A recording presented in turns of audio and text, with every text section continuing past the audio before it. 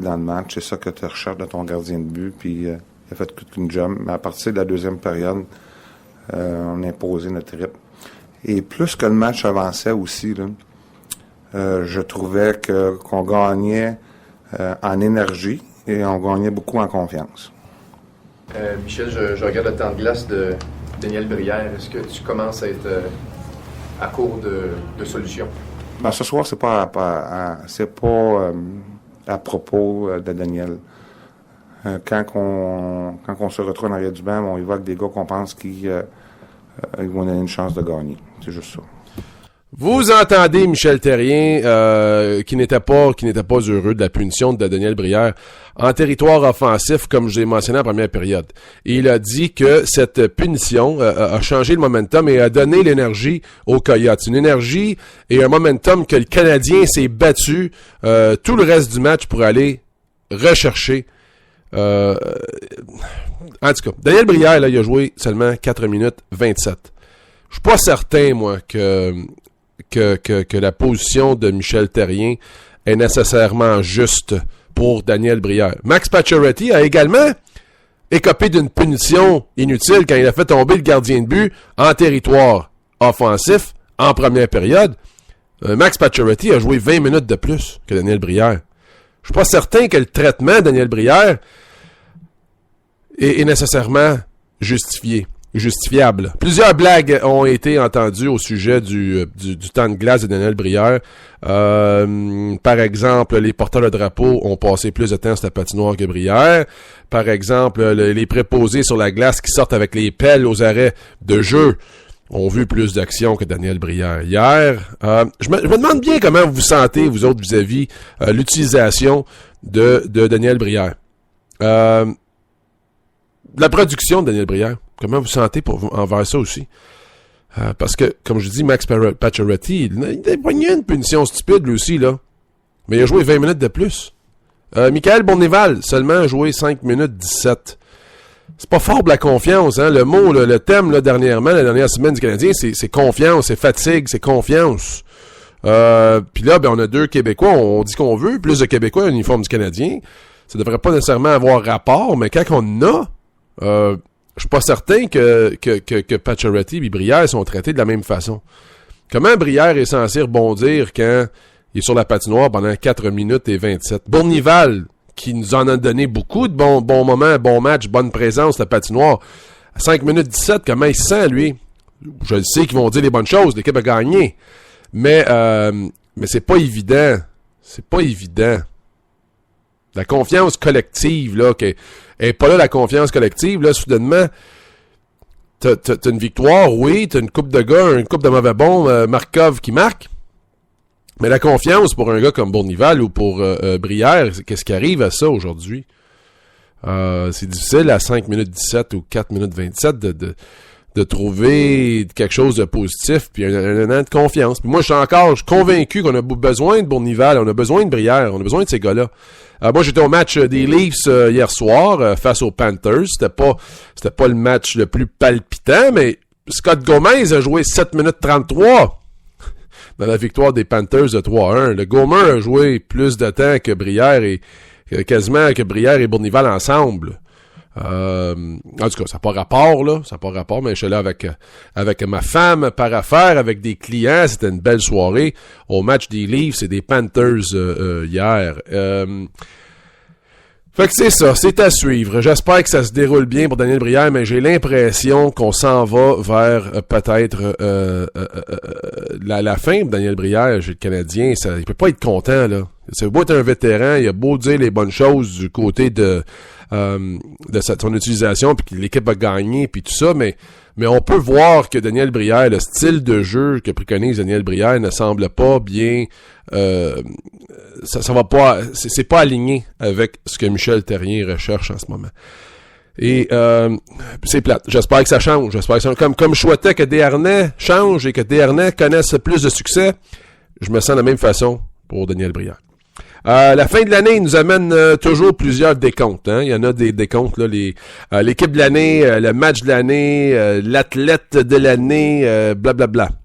les décomptes, il va en avoir beaucoup. RDS va en avoir, les 98.5 devraient en avoir. Moi-même, j'en aurai lorsque j'animerai Bonsoir les sportifs pendant la période des fêtes. Mais il y en a un que j'ai trouvé intéressant, que j'ai vu ce matin, les résultats du Ad Meter. C'est USA Today qui a sorti leur sondage des... ils ont 15 catégories, c'est des catégories un petit peu différentes. C'est pas nécessairement les catégories qu'on est habitué. Et c'est les partisans qui votaient pour ça. Mais ça avait plus rapport avec l'Internet, avec la façon que l'Internet a changé, comment qu'on consomme le sport, comment qu'on partage le sport, comment qu'on s'amuse avec le sport. Et je vais partager avec vous les 15 gagnants. Et comme je dis, les catégories étaient variées. Puis oui, la première, ça commence avec le match de l'année. Le match de l'année, selon les lecteurs du USA Today, plus particulièrement Ad Meter. Le match de l'année, les Ravens de Baltimore face aux Broncos de Denver. C'était le match des séries de division du AFC. 30% des votes ils ont récolté pour gagner le match de l'année. C'était le match où un jeune Joe Flacco avait réussi à battre Peyton. Une interception à la fin. Alors ça, c'est ça. Deuxième catégorie, meilleur uniforme. Le changement d'uniforme. Meilleur changement d'uniforme. C'était assez c'était assez clair, ce vote-là. 42% des participants ont voté pour le retour des anciens costumes, des anciens uniformes des Mighty Ducks d'Anaheim. C'était l'uniforme qui est comme mauve, là, où sont retournés vers les uniformes que le fameux film de Disney, les Mighty Ducks, avait rendu très populaire. C'est facile, la prochaine catégorie, c'est meilleur poil facial, là. Ben ça, c'était évident que c'était les Red Sox. Donc, l'équipe 2013, l'édition 2013 des Red Sox de Boston ont gagné ça encore plus que les équipes de hockey qui laissent pousser les barbes, là, parce que les joueurs des Red Sox avaient des barbes ridicules vers la fin, là. Ils ont laissé pousser ça toute la saison. Meilleure vidéo virale de sport. La meilleure vidéo virale de sport. Patrick Kane a gagné celle-là. J'étais un peu surpris de celle-là. C'est une vidéo où Patrick Kane est comme espionné en train de faire du maniement de rondelle. Je sais pas si vous avez vu cette vidéo-là. Il fait du maniement de rondelle c'est une pub pour les bâtons Vapor et il manie les rondelles à travers d'autres rondelles et il fait ça 2 fois, 3 fois. Ça devient de plus en plus difficile. Là, il aperçoit la caméra puis il flippe une rondelle qui déloge la caméra. Et c'est cette vidéo-là qui a gagné. Donc, c'est très, très intéressant. Meilleur athlète sur les réseaux sociaux. Ça, la personne qui a gagné, ben, elle a fait une campagne pour aller chercher des votes, là. Je vais être honnête avec vous, mais c'est Michaela Maroney. Michaela Maroney, c'est une gymnaste américaine. Elle a pas loin de 500 000 personnes qui la suivent sur Twitter. Et je pense qu'elle a demandé aux gens de voter pour elle. Elle a recueilli 40% des votes. Donc, si vous la connaissez pas, Michaela Maroney, mais c'est une gymnaste américaine. Meilleure photo sportive. Meilleure photo sportive. Celle que je pensais qui était en première, c'est la photo de Usain Bolt, là, quand derrière lui, il y avait un éclair, là. Celle-là, j'avais trouvé incroyable. C'est une photo qui était vraiment puissante. Mais non, c'est Marquez North de l'Université Tennessee qui marque donc qui avait attrapé un ballon et qui plonge dans les airs, il y a des gars sur lui. Donc c'est cette photo-là qui a gagné. Meilleure photo animée, c'est Prince Fielder Prince Fielder, le joueur de premier but des Tigers de Détroit, qui court chercher une fausse balle et il s'arrête à la clôture. Il y a quelqu'un qui a un plat de nachos là, donc Prince Fielder, ben il prend une coupe de nachos. Et c'est lui qui a gagné pour meilleure photo animée. Le moment le plus émotionnel, c'est un match du Nebraska de football. C'est lorsque les deux équipes avaient laissé le jeune Jack Hoffman de 7 ans, le jeune homme qui a le cancer, marquer un touché. Ça, c'est le moment le plus émotionnel. C'est un beau moment. Meilleur spectateur, meilleur partisan. Ça a été pris à un match de baseball alors qu'un jeune d'à peu près 7-8 ans attrape une balle et la donne à un autre jeune. Donc ça a été voté pour ça. Meilleure performance de l'année. performance sportive de l'année, c'est la série de 24 matchs des Blackhawks de Chicago sans perdre un match. Ça serait la performance de l'année. Meilleure annonce, meilleure pub, c'est l'annonce de Guinness, où il y a des joueurs de basketball en fauteuil roulant. Ça a remporté ça. Le meilleur couple de l'année, Danica Patrick, Ricky Stenhouse Jr. Ça, c'est très populaire dans beaucoup de ces sondages-là.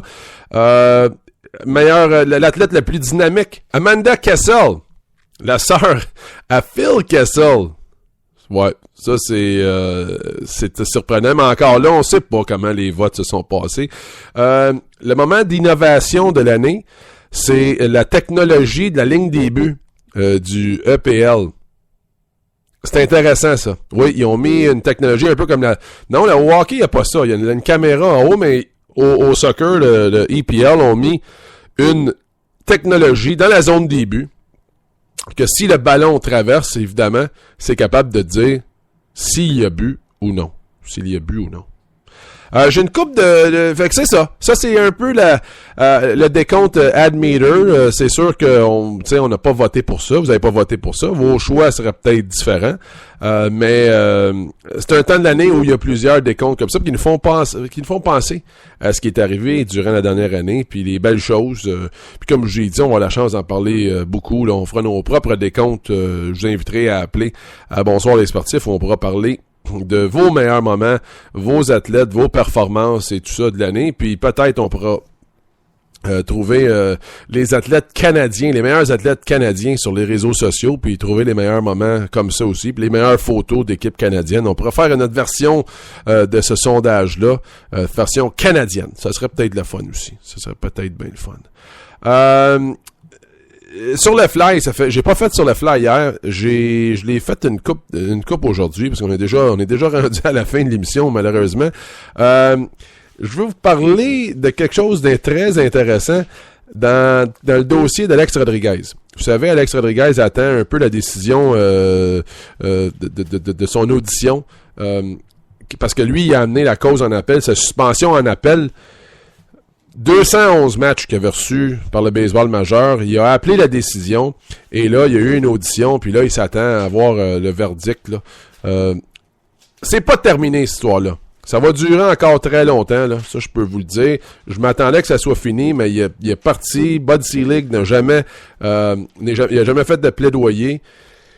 Et là, A-Rod est en négociation pour écrire un livre. Un livre qui expliquerait en détail toutes les tactiques, les tactiques croches que le baseball majeur utilise contre lui pour le sortir du baseball majeur. Ça, c'est A-Rod. Un livre qui va dire tout, là, sur comment ça se passe, comment que le baseball majeur essaie de le sortir du... Il a aussi rencontré des réalisateurs de films pour faire un documentaire. Sur ce qui se passe. C'est-tu un documentaire ou est-ce que c'est de la fiction, ça, A-Rod? Moi, je pense que c'est peut-être un petit peu plus de la fiction. Parce que A-Rod, là, on a-tu assez d'A-Rod? Moi, je n'ai assez. Dernière chose, Nick Saban, c'est un entraîneur de football collégial américain à l'Université d'Alabama. Ils sont forts, c'est un gros programme. Nick Saban est là depuis 2007. J'ai lu hier, je suis quasiment tombé en bas de ma chaise. Nick Saban il fait près de 7 millions par année comme entraîneur collégial. Université, là. Pensez à Danny Machocha, pensez au coach chez nous, là. 7 millions par année, Nick Saban. C'est incroyable. 62 ans, ça va bien. Mais ça va être difficile avec des jeunes qui sont pas payés. Les jeunes, du collège américain, là, qu'en ce moment, là, ils essaient de se battre pour possiblement être payés ou, parce que, tu sais, les compagnies comme EA Sport, tout ça, ça fait des jeux vidéo avec les noms des gars, avec les visages des gars. Les gars sont pas payés, ils ont pas le droit. Ils ont pas le droit d'être payés. Pour rien de ça. Mais le coach, lui, 7 millions par année. C'est incroyable. Incroyable. Wow. 7 millions par année. Fait que c'est tout le temps qu'on a, malheureusement, pour aujourd'hui. J'espère que vous avez passé une belle émission. J'espère que je vous souhaite une bonne reste de votre journée. Un bon reste de votre journée. Je vais vous laisser un peu avec petite toune du temps des fêtes comme hier. On partir ça. C'est toujours plaisant, la bottine souriante. Ça vous tente de taper du pied, allez-y. Ça vous tente de chanter, allez-y. Moi, je donne rendez-vous demain à midi. C'est pas une bonne journée à tout le monde. Merci d'avoir été à l'écoute aujourd'hui. Salut, bye.